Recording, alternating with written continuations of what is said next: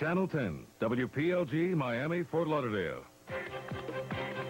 From Channel 10, this is Eyewitness News at 11 with Diane Magnum, John Scott, meteorologist Brian Norcross, Frank Fort, and the Channel 10 Eyewitness News team. Good evening. The concert of the decade is reaching its climax right now in Philadelphia. And Eyewitness News reporter Howard Jaffe is right in the heart of it, coming to us live via satellite. Howard, what's going on? Diane, you know, I'm only around 30 years old, give or take one or two, but I think I can be fairly safe in saying that this is the greatest concert of all time, and it has just concluded with one of the most heart-rending renditions of We Are the World. Everybody we saw on the album came out on stage. It was a complete surprise. We didn't know it was going to happen. They sang, and this culminated an evening that saw Duran Duran and Kenny Loggins and Hall & Oates and Eric Clapton, Mick Jagger, Tina Turner. They tore the place down, the Temptations. This has been an unbelievable concert. The people who are in this audience, 92,000 of them, people who raised over $40 million for the cause in Ethiopia. Well, we all behaved pretty well. There wasn't any big problem here today. They stayed. The best seats were the tough ones to get, and the people who got into them stayed there for the duration. They were well rewarded this evening. The technology that came into play on this one, I mean, we're talking about stages that rotate, that turn around in order to let and facilitate the acts pass from one to the other. We saw 36 separate groups take this stage in Philadelphia, JFK Stadium today. It is unheard of. It has never happened before. Nothing like this. I am just about speechless, and I hope you can understand, because reporters are never supposed to say that. But the fact is that that's what we have here. This is an astounding achievement, a miracle, in fact, technologically, humanitarian-wise, any way you cut it. This is something special that happened here today. I'm sorry you didn't have a good time, Howard. Any rough spots there at all that you can tell us about? Well, I mentioned earlier in the evening, the heat was very bad here, and we're in the Northeast, and I know it is July, but the fact is that they are not ready for heat like this, and a lot of people had to leave. They were carried out. The thrill of the whole thing, though, was that 14 hours ago, this all got started in Philadelphia with the Miami Beach fella. Watson's his name, Bernard Watson. You may be hearing more about it because he made history. A great time, a great concert. We wish you were here. Howard, I'm glad you had a good time. Come back to work. Howard Jaffe reporting live in Philadelphia. It's been the kind of day that music fans only dream about. Those organizing Live Aid promising the greatest concert in history. And the greatest concert is what they delivered.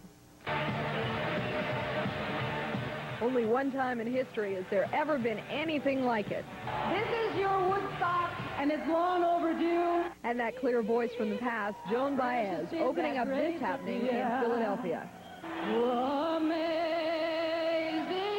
grace, how sweet the sound. The sweet sounds actually started a bit earlier, though, with the international debut of Bernard Watson, an ambitious 18-year-old from Miami Beach who won his place on the stage by impressing the show producers. Equally impressive, Bernard's company on that stage. 40 acts, the best of America's rock and roll. Asking me, say she's so free, how can you catch the sparrow?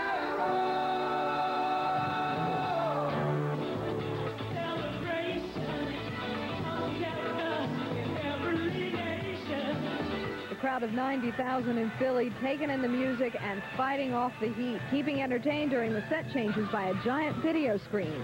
On that screen, the companion concert in London. The Prince and Princess of Wales, part of 72,000 there, watching over some very special moments in British rock history.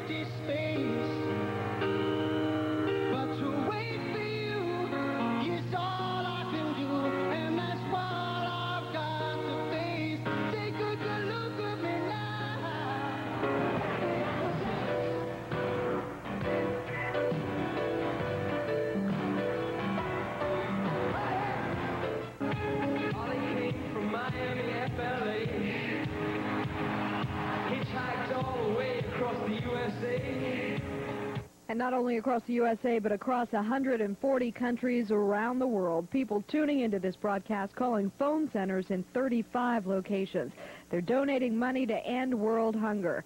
The goal of this 16-hour marathon undertaking, $50 million. A goal the performers never lost sight of. You know, there's a lot of major, quote-unquote, stars here playing, but, you know, it doesn't matter who you are. It's why you're here. did it because we wanted to save our fellow man. And it's a great thing. Every form of music has got together for this great event. A great event that wrapped up in London with a true legend, a man who could somehow outshine even these stars.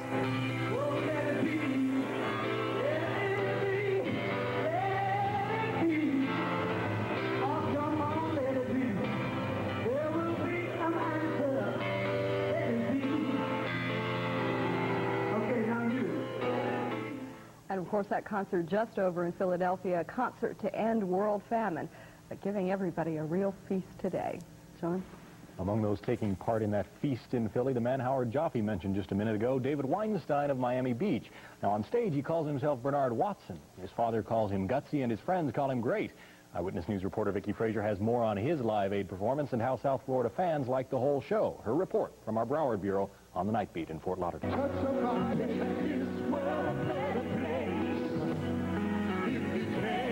While they touched hands and hearts in Philadelphia, the Live Aid concert moved into South Florida like a small storm, too. Hundreds of people gathering around 3 big screens at Riverwatch in Fort Lauderdale to experience this marathon benefit together. There's more enthusiasm, and everybody seems to, get together because they know it's all for a good cause. It's packed all day and all night. A lot of excitement, a lot of people getting real happy and donating money towards Africa and everything. It's amazing. Reluctantly swept into the excitement of it all, Dr. Morton Weinstein of Miami Beach, father of Bernard Watson, who's really David Weinstein, the young man the world met this morning on stage, a disbelieving father at first. It's proud and amazed. I'd rather him be in school. I'd rather him be studying, but if that's what he wants, God bless him. The best part of his talent is got a lot of perseverance, and he's got a lot of guts, that he would go up and give a tape to anybody he saw, and he would do anything he saw fit. He said, do or die. He's doing this. Everybody loves David. Everyone loves David Weinstein. Now they just love him more. For this crowd in Fort Lauderdale, it was mostly the stars that followed David grabbing all the attention tonight.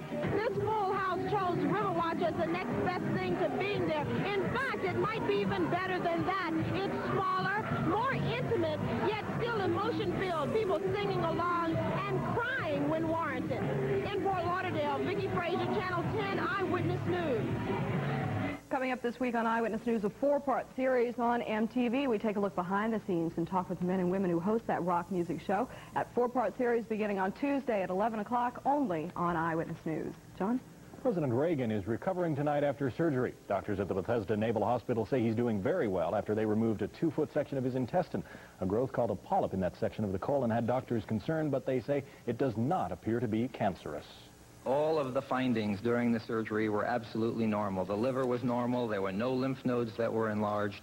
There was absolutely no evidence during the surgical procedure that Dr. Oler performed of any spread of the tumor. This operation should, at a very, very high level of likelihood, locally cure this lesion. The doctors are waiting for lab test results before they confirm that the president is cancer-free. Those results are expected Monday. Well, just before his operation, the president made history by voluntarily transferring the powers of his office to the vice president. In a letter to the Senate president and the Speaker of the House, Mr. Reagan authorized George Bush to discharge all presidential powers and duties in his stead. That's never been done before under any president. The arrangement lasted through his surgery and post-op recovery, but tonight, Mr. Reagan has resumed his official duties. Doctors say the president probably will spend a week to 10 days in the hospital. The surgery is expected to cause him no problems in the future. The surgeons say he can expect to ride a horse on his ranch next month. Diane? Today, more heavy storms hitting South Florida. Driving in both Dade and Broward counties very tricky this afternoon. Slick roads causing more than 20 accidents, including this one on 826. But so far, the FHP saying no one has been seriously hurt. Nobody hurt, but a lot of folks frightened tonight in Coral Gables. A bolt of lightning hitting a utility pole there, blowing out circuits and fixtures in 3 houses. A small fire was started, but it was put out before it could spread. And tonight, homeowners there are trying to assess their damages. And, of course, Brian Norcross will be along in just a few minutes with a recap of all the day's very heavy weather, including his forecast. And still ahead, tragedy in the sky at a New York air show. And folks living in Little Havana are breathing easier tonight after a very dangerous gas leak. Eyewitness News continues for Coconut Grove, Lemon City, and all South Florida. A horrifying sight this afternoon for thousands of onlookers in Niagara Falls, New York. Two jets, part of the Navy's precision flying team, the Blue Angels, colliding midair. One of the pilots killed during that crash, the other parachuting to safety. There's been no word yet on what caused that accident. That last-minute aborted launch of the shuttle Challenger might have been caused by a faulty valve. NASA officials say they believe they've pinpointed the problem. Technicians are now checking out the shuttle before it's sent on its mission. Challenger was supposed to go up yesterday. NASA now says it could be another 7 days before it takes off. An emergency landing for an Eastern Airlines jet. It was headed to Miami from Panama when the crew received a bomb threat. The L-1011 made a quick landing on Grand Cayman Island. All 312 passengers had to evacuate. A search of the plane turned up nothing. Authorities aren't saying who might have called in that hoax. Diane? Nearly 200 people forced out of their homes in Little Havana this morning. A gas leak around Southwest 2nd Street and 6th Avenue threatening to explode. It happened when workers trying to fix a smaller leak broke into a 2-inch gas main. Fairly quickly. If it would have gone on for a while and exploded, it could have leveled a couple houses in the area. The problem was cleared up in about an hour. Residents saying they've been smelling gas for days now. Leaks caused by construction in that area. A project trying to help thousands of kids here in South Florida, the I Am Somebody Foundation, expanding its campaign, making somebody a friend that kids can write to if they're abused or abducted or if they're runaways. The character has already been used to fingerprint thousands of kids here in South Florida. And still to come, more from Joe Robbie about bringing Major League Baseball to South Florida. And the old-timers go at it at Yankee Stadium. Frank Sports when Eyewitness News continues.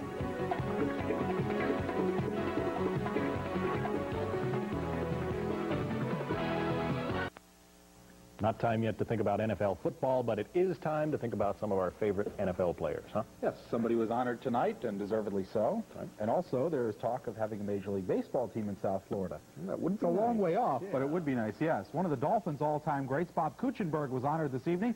Cooch retired recently because of an eye injury suffered last year, which gave him double vision. Although it was a night to honor one of this community's football heroes, that wasn't the only sport that came up in conversation. The South Florida Boy Scouts Council honored retired Miami Dolphin Bob Kuechenberg tonight at the Omni Hotel for his 14 seasons of service. Several of Kuechenberg's former teammates also on hand at the banquet. Cooch has several off-field business ventures, but his newest will be as an analyst on NBC's football broadcasts. Looking forward to that? Yes, I am, very much. I think that it'll be very challenging, very interesting. It'll also keep my mind off of not playing. It was a night to honor a football star, a longtime member of the Miami Dolphins. One of the honored guests was Joe Robbie, and even on a night where football was supposed to be the subject, baseball was a topic. Robbie has announced that he will go to Minneapolis for Tuesday night's Major League Baseball All-Star Game to discuss buying a franchise. We're going to make an application for an expansion franchise. We've had it in mind before. We provided that the new stadium can be converted to baseball with traditional diamond configuration, and that means the base lines and the outfield lines. So now that we're about to get the stadium underway, well, it's time to get the Major League Baseball tenant. Operating independently of any other group trying to bring baseball to South Florida, Robbie's main concern right now was lack of action by regional planners in getting the approval process for the stadium started. Some of this is the normal frustration of red tape, but some of it's just foot dragging. If the DRI process as administered by the South Florida Regional Planning Council had been in existence when Manhattan or New York City was built, why Manhattan would still be an Indian settlement. Speaking of baseball, the Yankees are on fire right now. Winners of 9 of their last 10 games and 15 of 19. And today, Phil Niekro edged closer to his 300th career victory. Old Timers Day, Yankee Stadium. The honoree, Joe DiMaggio, 50 years of association with the Yankees. Something's never changed, though. Watch this. The guy's playing against the Yankees. Who's this to say, hey, kid? Willie Mays, just like in the old days. Here's another old-timer, but it's in the regular game. Phil Niekro picked up his 8th win of the season, pitching 7 innings, giving up 7 hits. Don Mattingly's hitting streak came to an end at 20 games, but this first-inning grounder scored Ricky Henderson. The Yanks led it 1-0. Then in the second inning, Andre Robertson with a single. Billy Sample, who had doubled, comes in to score. That made it 2-0. 3-1 Yankees was the final. Other scores in the American League tonight. Detroit won their 7th straight over the Tigers. Oakland shuts out Milwaukee behind Tim Burtz's. Chicago beats Baltimore 10-8 despite 6 RBIs by Gary Renicky. Brett Saberhagen picks up his 10th win in the Royals' victory over Cleveland. Toronto leads California in the 2nd. Seattle over Boston 1-0 in the 3rd. In the National League, the Dodgers continue to have all sorts of adventures in the field. Candy Maldonado can't find a fly ball, but Enos Cabell bails him out at Wrigley Field. And yes, this team's fielding is an embarrassment. Yes, Fernando Valenzuela is not. Fernando was marvelous today, holding the Cubs to just 5 hits and 1 run. Bob Baylor drove in 3 runs for L.A., one with a perfect suicide squeeze bunt to score Steve Sachs in a 3-run 3rd inning, and a single that drove in 2 more during a 4-run 4th inning rally. That was plenty for Fernando, who beat the Cubs 9-1. So the Dodgers now move into first place because San Diego lost to St. Louis. The Mets lead Houston in the 7th. San Fran over Pittsburgh 4-1. Montreal doubles up on Cincinnati, and Bob Horner had 4 hits. Atlanta routs Philadelphia. 2 changes for Tuesday's All-Star game. The Mets' Ron Darling replaces Joaquin Andujar, who refused to play. Philadelphia's Glenn Wilson will appear in place of the injured Pedro Guerrero of the Dodgers.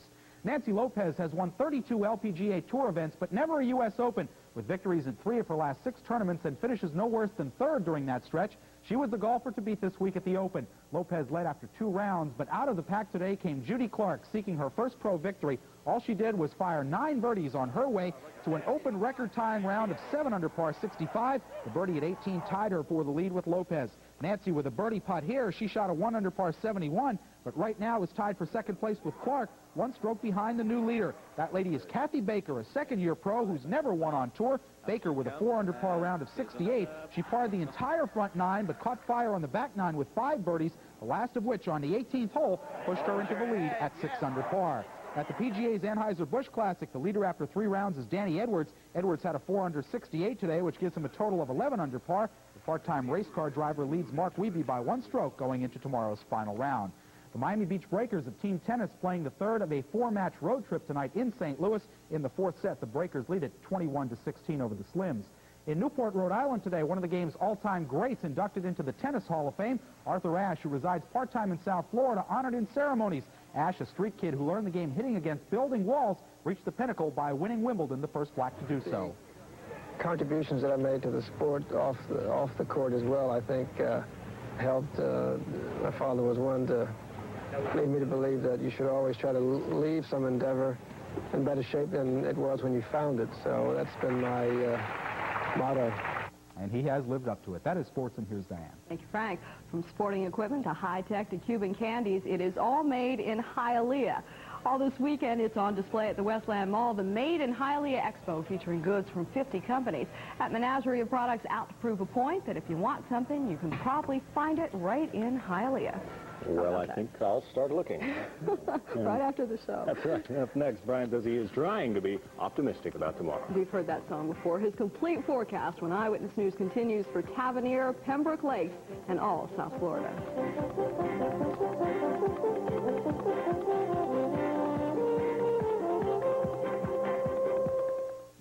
Brian is obviously speaking a different language than the rest of us. He's telling us about nothing but rainy weather, and you're calling it optimistic. What's going on Yeah, here? it was a lousy day, wasn't it? It was a lousy day. What about tomorrow? I'm just sick about it, you know?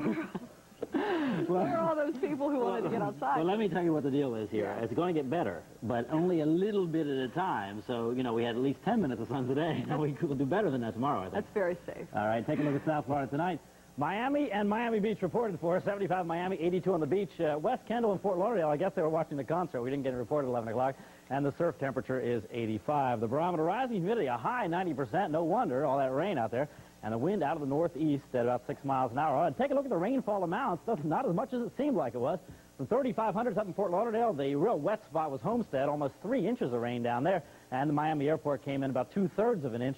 Tavernier, a little over 1 inch, and some isolated spots in between the stations certainly had more than that. Temperatures around the state today look like this. Lots of 90s, but plenty of 80s on the southeast coast. We were under the clouds most of the day. Look at the satellite picture starting at 10 o'clock tonight, or the radar first. Go ahead, do the radar. I didn't mean to foul you up there. There you go. A few spotty showers around out in the Bahamas. A little bit of rain up here in northern part of Broward County and the Palm Beach County. Maybe a light sprinkle in the ground clutter there. And some showers off the southwest coast. That's about it. On the satellite picture now, I know you've been waiting for this, 10 o'clock tonight. You notice very little bright white in here. In fact, we're starting to see some clearing in South Dade, but plenty of clouds behind it. Let's go back to 8 o'clock this morning and let it roll through the day. Watch the bright white. See it over the coast there in the morning hours? That was the heavy rain. That cleared out. And then here comes another batch, but it died out just as it reached the coast. We actually had a tornado reported, kind of unofficially, in Miami Beach, but some pretty good storms right along the coast. On the national satellite picture, here's what's going on. This thing will go on back into the national satellite picture. Go ahead. Are we going to do that? Well, if we can't do that, there we go. See that? Amazing how that works. All right, along the, down here we got lots of clouds, and there's still plenty of clouds around here for tomorrow, I'm afraid. On the national weather map now, Let's start with the showers in the southeast. Still going tonight, although dying out finally. Well, earlier on today, I mean, some really heavy rain. A couple of spots, as you know. One of them was right here. Charleston, South Carolina, over 3 inches of rain in 2 hours today. And in Jacksonville, over 2 inches of rain in 1 hour with a heavy thunderstorm that went through there. They've actually had a lot more rain up that way than we've had here in South Florida. Another storm up to the north has got showers going over the rest of the country, and some of those storms are real heavy as well. Hail reported east of Denver out there, and a severe thunderstorm watch is in effect for this evening for parts of Michigan, but that looks like that'll be dying off here in the next couple hours. 60s today along the west coast and 70s there as well. Lots of 80s across the north. 90s over most of the country. Hundreds in here. 110 plus down in the desert, and 80s here. In fact, several spots out in Arizona and California over 120 degrees today. Unbelievable. I think I'd rather have it ugly like it was here today. 90 in Washington and 79 in Portland. Otherwise, everybody in the 80s. Philadelphia was only 88 officially today, but certainly in the concert with 90,000 people, you can imagine pretty hot there. 94 in Atlanta, 97 in Little Rock, 98 in Dallas, and only 82 at the Miami airport under clouds almost the entire day today. Up north, 93 in Omaha, 98 in Kansas City, 97 in St. Louis. Certainly lots of summertime there. 92 up in Chicagoland today. And out west, hot once again. Look at this, 111 down in Phoenix today. They're setting going for a record, a warm summer. 86 was the official high at the airport in L.A., but over 100 degrees, some inland spots in the city. A great day in Philadelphia, as you know. A hot spots in the middle of the country here, and cats and dogs down here in South Florida was the story today. High pressure is going to sit over here at the surface, but in the upper atmosphere, it's low pressure, and that's what's causing all our thunderstorm activity. A little bit of cool air moving into the northern plains. They're going to cool off tomorrow unless the showers up and down that front. We're going to continue with showers here in South Florida, but I think a few less than we had today and a little bit less coverage, too. The heat wave continues in the middle of the country, and it's getting hotter. If you're heading back up to Washington, Philadelphia, New York tomorrow, it's going to be up into the 90s. For the boaters, winds out of the southeast 5 to 10, seas less than 3 feet. Inland Bay is a light chop, and your first tide, about a half an hour, is low at Government Cut. So the forecast now for tonight, we're actually going to see some sky out there, a few patches of sky, low about 73, kind of an off and on cloudy night overnight, and maybe a brief shower, but nothing significant. A tad better tomorrow, a little more sun, a little less rain, but still I think we're going to have rain around here at 86, and more like normal. Looks like we're going to be okay by about Wednesday. That's your late weather. Have a great Sunday anyway, and now here's John. Thank you, Brian. That is it for now. Stay tuned next for The Love Boat. I'm Diane Magner. For John, Brian, Frank, and the entire Eyewitness News team, we thank you for watching. We'll look for you again tomorrow. Bye-bye. Welcome you to the Live Aid concert for African famine relief.